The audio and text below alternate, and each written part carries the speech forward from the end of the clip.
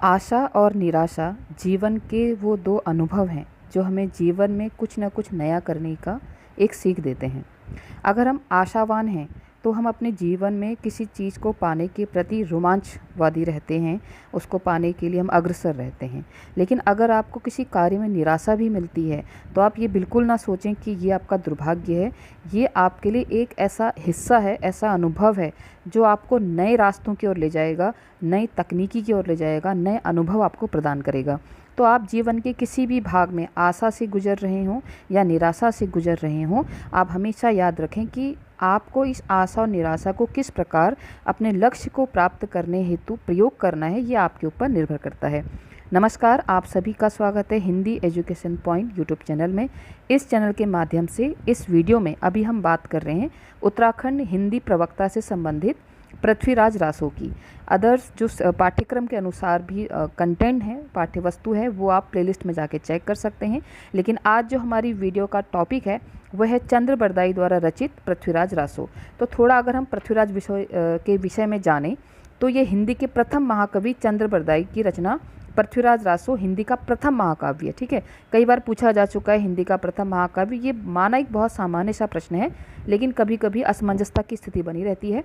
तो आप ध्यान रखेंगे, हिंदी के प्रथम महाकवि चंद्र बरदाई की रचना पृथ्वीराज रासो हिंदी का प्रथम महाकाव्य है। ये दिल्ली के अंतिम हिंदू सम्राट महाराज पृथ्वीराज के सामंत और राजकवि थे। चंद्र बरदाई का मूल नाम बालीदद्य था। अगर हम बात करते हैं तो इनका मूल नाम क्या था, चंद्र बरदाई का मूल नाम क्या था, बलिदद्य। ठीक है, पूछा जा सकता है क्योंकि प्रवक्ता आप सभी जानते हैं।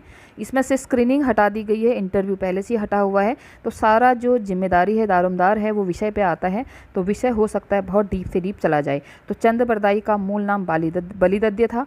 पृथ्वीराज रासो 2500 पृष्ठों का एक विशालकाय ग्रंथ है, जिसके बृहत्तम संस्करण में जो है 69 सर्ग या अध्याय हैं, समय भी इनको हम कह सकते हैं। इस ग्रंथ की रचना सुख सुखी संवाद, कवि की पत्नी द्वारा प्रश्न एवं कवि के द्वारा उत्तर, इस रूप में हुई है। सुख सुखी संवाद अगर क्या होता है इस पर बात आती है, तो सुख सुखी संवाद का अर्थ होता है जहाँ पर कवि की पत्नी द्वारा प्रश्न होंगे और कवि के द्वारा उत्तर होंगे, इस रूप में हुई है। साहबुद्दीन गौरी द्वारा पृथ्वीराज को कैद कर गजनी ले जाने पर चंद भी वहीं गए। जाते वक्त उन्होंने अपने चौथे पुत्र जलहण के हाथों रासो पुस्तक देकर इसे पूर्ण करने के लिए कहा। ऐसा प्रश्न भी आ सकता है कि पृथ्वीराज रासो को पूर्ण किसने किया, तो पूर्ण उनके चौथे पुत्र जलहण ने किया। वो कहते भी हैं कि पुस्तक जलहण हत दे चली गज्जन नृपकाज। ठीक है, इसको आप याद रखेंगे। तो पृथ्वीराज रासो जो रचना है वो चंद्र बरदाई की, लेकिन इसको पूर्ण किसने किया, उनके चौथे पुत्र जलहण ने किया। अब थोड़ा हम पृथ्वीराज रासो से संबंधित कुछ महत्वपूर्ण तथ्यों पे बात करते हैं। ठीक है, कुछ महत्वपूर्ण तथ्यों पे हम यहाँ पर बात करेंगे,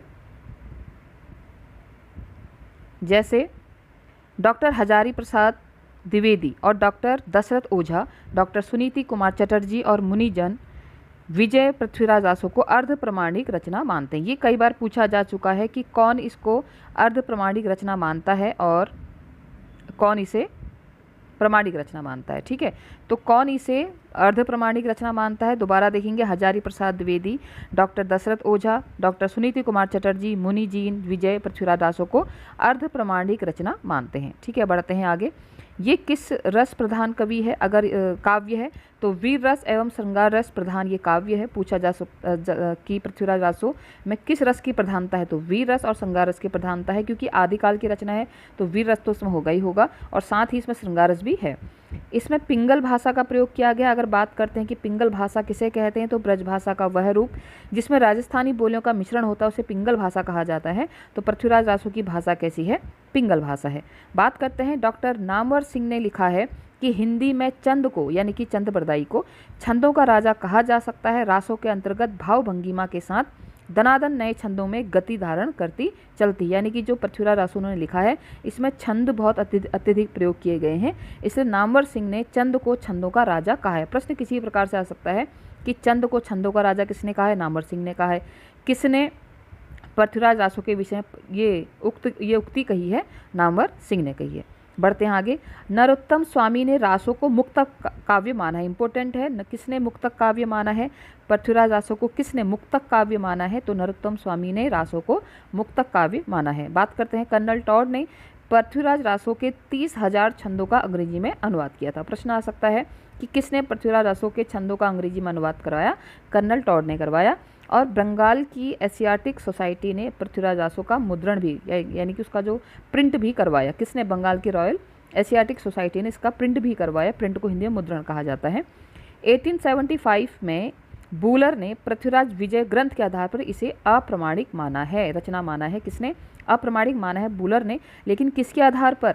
पृथ्वीराज विजय के ग्रंथ के आधार पर इसे अप्रमाणिक माना। ठीक है, ध्यान देंगे, किसने पृथ्वीराज विजय ग्रंथ के आधार पर पृथ्वीराज रासो को अप्रमाणिक माना है? बूलर ने माना है। ईयर भी आप देखेंगे 1875। बढ़ते हैं आगे। पृथ्वीराज रासो का अप्रमाणिक सिद्ध करने वाले विद्वानों के तर्कों को डॉक्टर दशरथ शर्मा ने, ठीक है, दशरथ शर्मा ने निराधार सिद्ध करने का प्रयास किया। अगर प्रश्न आता है कि किसने पृथ्वीराज रासो को अप्रमाणिक सिद्ध करने वाले विद्वानों के तर्क को निराधार सिद्ध करने का प्रयास किया, तो वो थे दशरथ शर्मा। बढ़ते हैं आगे। पृथ्वीराज रासो को जाली ग्रंथ, देखिए जाली ग्रंथ बहुत बार इसमें पूछा जाता है। तो जाली ग्रंथ मानने वाले जो वर्ग थे, जो पृथ्वीराज रासो को एक जाली ग्रंथ मानते हैं, उन्होंने इसमें रासो में अरबी फारसी शब्दों का जो प्रयोग है इसके आधार पर इसे जाली माना है। प्रश्न इस प्रकार भी आ सकता है कि पृथ्वीराज रासो ग्रंथ को किसके आधार पर जाली ग्रंथ माना जाता है? आंसर क्या होगा? अरबी फारसी शब्दों के प्रयोग के आधार पर इसे क्या माना जाता है? एक जाली ग्रंथ माना जाता है। ठीक है, प्रश्न किसी प्रकार से आ सकते हैं, ये इंपॉर्टेंट नोट्स हैं, आप इसका स्क्रीनशॉट ले सकते हैं। ठीक है, डॉक्टर रामकुमार वर्मा भी ऐतिहासिक व्यक्तियों के नाम में उलटफेर, तिथियों की अशुद्धता, अरबी फारसी शब्दों का प्रयोग, भाषा की भिन्नकालीन विषमता के आधार पर पृथ्वीराज रासो को जाली ग्रंथ मानते। तो जाली ग्रंथ मानने में हमारे पास एक और हैं, वो हैं व्यक्ति डॉक्टर रामकुमार वर्मा। ये भी क्या मानते हैं? इसको जाली ग्रंथ मानते हैं। किसके आधार पर मानते हैं? इसमें ऐतिहासिक व्यक्तियों के नाम में उलटफेर की वजह से, अरबी फारसी शब्दों के प्रयोग से, भाषा की भिन्नकालीन विषमता के आधार पर पृथ्वीराज रासो को जाली ग्रंथ मानने वाले एक और कौन है? डॉक्टर रामकुमार वर्मा। अब बात करते हैं डॉक्टर हजारी प्रसाद द्विवेदी के अनुसार पृथ्वीराज रासो में 12वीं सदी की भाषा की संयुक्ताक्षरमयी और अनुस्वारांत प्रवृत्ति मिलती है, जिससे यह 12वीं सदी का ग्रंथ सिद्ध होता है। तो डॉक्टर द्विवेदी ने इसे सुख सुखी संवाद के रूप में रचित माना है। ये तो हमने पहले भी कहा था कि जो पृथ्वीराज रासो है सुख सुखी संवाद, वो क्या होता है? जब कवि के पत्नी द्वारा प्रश्न पूछे जाते हैं और कवि उत्तर देता है तो उसको सुख सुखी संवाद कहा जाता है। तो पृथ्वीराज रासो किस रूप में लिखा गया है? एक सुख सुखी संवाद में के रूप में लिखा गया है। और यह किसने माना है? डॉक्टर हजारी प्रसाद द्विवेदी ने माना है। बच्चन सिंह कहते हैं, ठीक है, ये एक कोट है उनका, ये उनके द्वारा कही गई पंक्ति है। बच्चन सिंह कहते हैं कि पृथ्वीराज रासो ना श्रृंगार गाथा है, ना वीर गाथा और ना उनका मिश्रण है। यह एक राजनीतिक महाकाव्य है, राजनीतिक महाकाव्यात्मक त्रासदी है। ठीक है, ये पूछा जा सकता है कि किसने पृथ्वीराज रासो को राजनीतिक महाकाव्यात्मक त्रासदी कहा है? त्रासदी बोले तो ट्रेजेडी कहा है। किसने कहा है? बच्चन सिंह ने महाकाव्य पृथ्वीराज रासो को क्या कहा है? राजनीतिक महाकाव्यात्मक त्रासदी कहा है। इंपॉर्टेंट क्वेश्चन है। ठीक है, अगला है पृथ्वीराज रासो में कितने सर्ग हैं? 69 सर्ग हैं, यानी कि समय है। अगर पूछा जाए कि इसमें सबसे बड़ा समय कौन सा है या सबसे बड़ा सर्ग कौन सा है, तो उसका नाम है कन्वज युद्ध। ये जो कन्वज युद्ध है, ये 69 सर्ग के यानी कि समय में सबसे बड़ा समय जो है वह है कन्वज। जैसे पुराण अलग अलग होते हैं ना, तो अलग यहाँ पे जो ये महाकाव्य है, इसके जो पार्ट है, इसके जो खंड हैं, वो किस में डिवाइड है? सर्ग में डिवाइड है। सर्ग भी कहा जाता है, समय भी कहा जाता है। तो ये 69 समय जो हैं उसमें सबसे बड़ा समय है कन्वज युद्ध। ठीक है, बढ़ते हैं अगले प्रश्न की ओर। अगला टॉपिक हमारा देखते हैं। अगला जो इसमें इंपॉर्टेंट पॉइंट है वह है पृथ्वीराज रासो अपने समय का महाकाव्यात्मक इतिहास प्रस्तुत करता है। ये कर्नल टॉड ने कहा है कि पृथ्वीराज रासो अपने समय का महाकाव्यात्मक इतिहास प्रस्तुत करता है। डॉक्टर हरप्रसाद शास्त्री ने क्या कहा है? डॉक्टर हरप्रसाद शास्त्री ने चंद्रबरदाई का जन्म 1168 में लाहौर की भट्ट जाति में माना है। इन्होंने, अगर प्रश्न आता है कि चंद्रबरदाई का जन्म लाहौर में भट्ट जाति के में कौन मानता है, कौन से कवि मानते हैं? डॉक्टर हरप्रसाद शास्त्री। डॉक्टर बूलर के अनुसार पृथ्वीराज रासो जाली ग्रंथ है। इन्होंने ही सर्वप्रथम कश्मीरी कवि जयानकृत पृथ्वीराज विजय के आधार पर 1875 में पृथ्वीराज रासो को अप्रमाणिक माना है। किसने माना है? डॉक्टर बूलर ने। किसके आधार पर? जो जयानकृत पृथ्वीराज विजय के आधार पर माना है। पहले पढ़ चुके हम, रिपीटेड है। अगला है कविराज श्यामल दास ने चंद्रबरदाई एवं उनकी रचना दोनों को ही अप्रमाणिक माना। भाई इन्होंने चंद्रबरदाई को ही अप्रमाणिक मान लिया है। ऐसे कौन है? श्यामल दास। तो ये प्रश्न पूछा जा सकता है कि किसने चंद्रबरदाई और पृथ्वीराज रासो दोनों को ही अप्रमाणिक माना है? किसने माना है? कविराज श्यामल दास ने। आदिकाल की यह रचना छंदों का अजायब घर कही जाती है। ये भी इम्पोर्टेंट है कि आदिकाल की रचना, कौन सी रचना छंदों का अजायब घर कही जाती है? पृथ्वीराज रासो। पृथ्वीराज रासो में 72 प्रकार के छंद, 69 याद रखेंगे, 69 इसमें सर्ग हैं और 72 प्रकार के छंद हैं। और इनको डिटेल में जाएँ तो 32 मात्रिक हैं, 30 वर्णिक हैं, 6 मिश्र हैं और 4 वचनिका हैं। ठीक है, तो 72 इसमें छंद हैं लेकिन 69 इसमें सर्ग हैं। ये याद रखेंगे, पूछा जाता, कई बार कंफ्यूज ना हो। इसमें 69 टाइप के सर्ग हैं, मतलब इनके खंड हैं अलग, और 72 टाइप के छंद हैं। ठीक है, हजारी प्रसाद द्विवेदी ने रासों की प्रामाणिकता में तनिक भी संदेह नहीं किया। देखो, पहला व्यक्ति हमारे पास आ रहे हैं जो इसे प्रामाणिक मानते हैं, वह हजारी प्रसाद द्विवेदी। उन्होंने रासों की प्रामाणिकता में तनिक भी संदेह नहीं किया है और कहा है, यह मान लेने में किसी को आपत्ति नहीं है कि रासो एकदम जाली पुस्तक नहीं है। उसे बहुत अधिक प्रक्षेप होने के कारण उसका रूप विकृत अवश्य हो गया, लेकिन यह जाली ग्रंथ नहीं है। इसकी प्रामाणिकता पे उन्होंने संदेह नहीं किया है।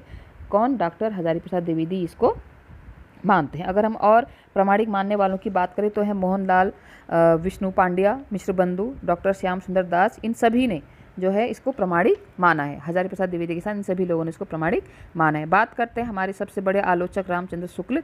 तो रामचंद्र शुक्ल ने पृथ्वीराज रासो को जाली ग्रंथ कहा है और गुलाब राय ने इसको स्वाभाविक विकासशील महाकाव्य कहा। यह भी इंपॉर्टेंट है कि किसने पृथ्वीराज रासो को जाली ग्रंथ कहा है? रामचंद्र शुक्ल ने। और किसने इसको स्वाभाविक विकासशील महाकाव्य कहा है? तो किसने कहा है? गुलाब राय ने कहा है। तो ये था आज हमारा पृथ्वीराज रासो संबंधित महत्वपूर्ण तथ्य। इसमें से आप 100% मान के चलिए, इसमें से 1-2 प्रश्न अवश्य आएंगे कि उसमें किस सुखी संवाद है, कितने सर्ग हैं, कितने प्रकार के छंदों का प्रयोग है, इसके बारे में किसने क्या कहा, किस भाषा का प्रयोग है, कौन सा रस इसमें प्रधान है। ठीक है, छंदों का अजायब घर किसने कहा है, किसने इसका अंग्रेजी अनुवाद किया है, और किसने किसके ग्रंथ के आधार पर इसको अप्रामाणिक माना है, और किसने इसमें किस सदी की रचना इसको माना है? 12वीं सदी की रचना इसको हजारी प्रसाद द्विवेदी ने माना है। और किसने इसको श्रृंगार गाथा, वीर गाथा ना कहकर एक राजनीतिक महाकाव्य त्रासदी कहा है? बच्चन सिंह ने कहा है। तो ये बहुत इंपॉर्टेंट यहाँ पर फैक्ट थे। आशा करती हूँ आप सभी ने इनको ध्यानपूर्वक देखा होगा। इंपॉर्टेंट चीज़ों का जरूर आप स्क्रीनशॉट लें, क्योंकि प्रवक्ता का विज्ञापन अगस्त या सितंबर में आ सकता है। आप सभी तैयारी करते रहें।